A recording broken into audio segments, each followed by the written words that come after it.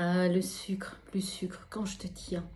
Je dois dire que je viens d'une famille où, évidemment, on mangeait beaucoup ensemble, à midi ou le soir. Une maman qui faisait toujours beaucoup de desserts. C'était pas un dessert, c'était trois à chaque repas. Donc, on a développé un goût très sucré. Et quelque part, les desserts, c'était toujours un peu le sens de la fête. Et se débarrasser de ce goût sucré, de cette envie de sucre, c'est assez compliqué. Et il est vrai que au moment de la ménopause et après, euh, un excès de sucre peut être plutôt dangereux parce qu'en fait, ça peut augmenter les maladies cardiovasculaires, la prise de poids, le diabète, mais aussi augmenter la fatigue. Comme on a déjà tendance à sentir une certaine fatigue, c'est vraiment pas une très très bonne nouvelle. Donc, j'ai trouvé quelque chose qui me convient et qui m'a fait petit à petit, qui me fait perdre du poids petit à petit. Et en fait, je me passe de sucre sans vraiment m'en priver.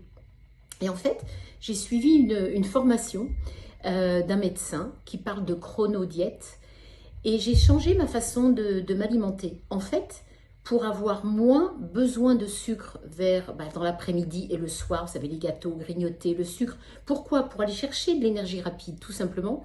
Eh bien, j'ai complètement changé ma façon de m'alimenter. Je mange plus même, mais le matin. Et le matin, j'opte maintenant pour un petit déjeuner salé.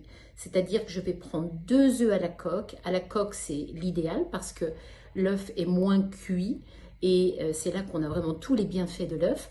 Je vais prendre une petite tartine de pain complet, peut-être même à l'épeautre, le plus naturel possible. Je vais mettre un petit peu d'huile d'olive sur mon pain, peut-être un petit peu de fromage de chèvre dessus, un thé vert, et voilà, et j'ai mon petit déjeuner. Et je suis calée jusqu'à l'heure du déjeuner, voire même vers 2-3 heures de l'après-midi. J'ai pas faim d'ici là. Et ce que ça a fait, c'est qu'en fait, vers 16 heures, 17 heures, j'ai plus du tout envie de sucre. Je suis étonnée moi-même parce que ça se fait tout naturellement. Juste pour vous dire, donc à midi, je vais manger des protéines plutôt animales, avec peut-être un petit peu de féculents, pas forcément tout le temps, j'en ai déjà mangé un peu le matin, avec des légumes.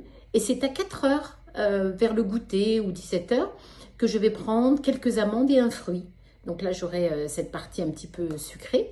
Le dîner très léger, rappelez-vous, hein, le petit déjeuner de roi à midi, je crois que c'est du prince, c'est ça, non? Et puis le soir, du pauvre. Donc le dîner est en principe assez léger. Et après le dîner, je m'autorise un petit carré de chocolat à 80 ou 90%. Tenez, là, je l'ai là. J'utilise Lindt, que j'adore. C'est ma petite sucrerie, ma petite douceur. Et franchement, ça me suffit. Donc, je dois dire que j'ai pu supprimer le sucre en changeant ma façon de m'alimenter. Avec beaucoup plus de protéines, de toute façon, parce qu'il en faut, on en a besoin de plus en plus. Et voilà, et donc, abonnez-vous à ma chaîne, faites passer cette vidéo si ça peut aider quelqu'un. En tout cas, moi, j'ai trouvé cette solution qui fonctionne vraiment bien. Et je regarde maintenant des parts de flan que j'adorais avant. Je les regarde, ça m'écoeure. J'ai plus envie du tout, c'est trop sucré pour moi. Donc, je me rends compte que finalement, dans cette façon de m'alimenter, tout a changé.